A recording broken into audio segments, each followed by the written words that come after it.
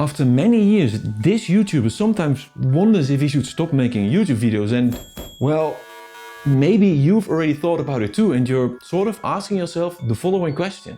Am I dreaming too much? And is my drive, determination and motivation driving me blind to reality? I often ask myself this, and I wonder if these emotional ups and downs are really worth it. But I really struggle quitting with YouTube because I know that every new video has a fair chance of getting views.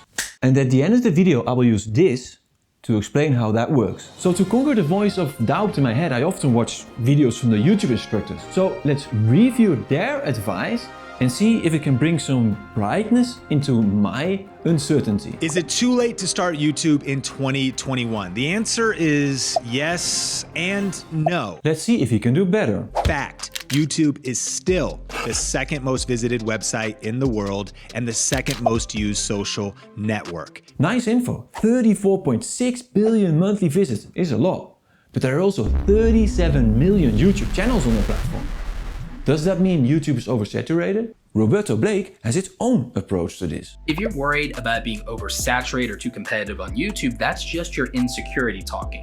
There is still plenty of room at the top of YouTube. And the reason I know that is because there are only about 300,000 content creators in the entire world with silver play buttons that have over 100,000 subscribers. Roberto has some good points there, but I would like to point out that the 300,000 channels with silver play buttons are not the only competition out there on YouTube. There are also 1.76 million YouTube channels between 10,000 and 100,000 subscribers, and I suspect that many of them produce quality content. But they shouldn't intimidate us, because even if there's a lot of competition on YouTube, it's still possible to be successful, isn't it?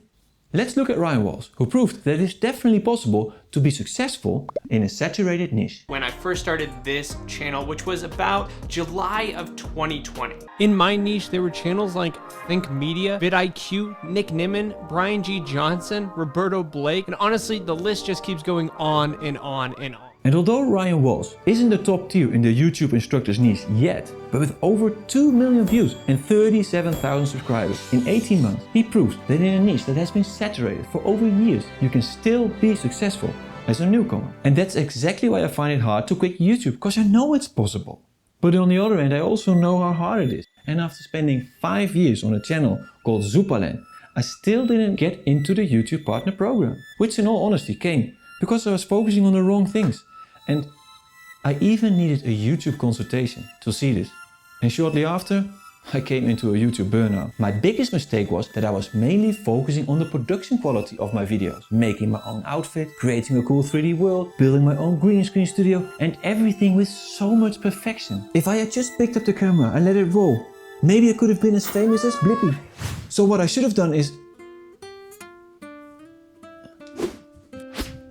focus on the content quality of my videos and analyze what my audience wants to see, just like Blippi did. So after avoiding YouTube for a long time, I decided to start a new channel again, a Faceless channel. And this time I did strictly what the YouTube instructors tell you to do. And after exactly 1 year, that channel now has 4,500 watch hours and 385 subscribers. And with this knowledge, I want to help new and intermediate YouTubers understand how a first year on YouTube looks like. And who knows, maybe we can crack the YouTube code together. So why does an alarm clock explain that every new uploaded video on YouTube has a fair chance of getting views? Well, for that we need to go to the YouTube search page. Here we see that as a small YouTuber, we will not rank for this search term. But if you click on the last hour link in the filter tab, which many people do, which I will prove in a second, then you will rank on the first page, just as these two top videos. And if your video performs well in the first hour, then it will also rank on the today page.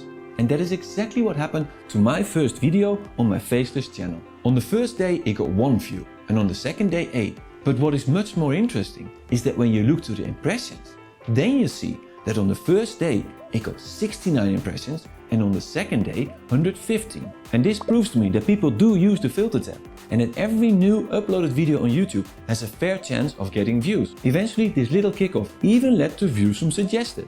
And as usual with YouTube, the views went down again. But this video continues to get views and helped build my audience. There might be one downside to it. I suspect that for beginning and intermediate YouTubers, this filter tab can sometimes block your videos from being picked up by browsed and suggested. And in this video, I explain why I have this impression.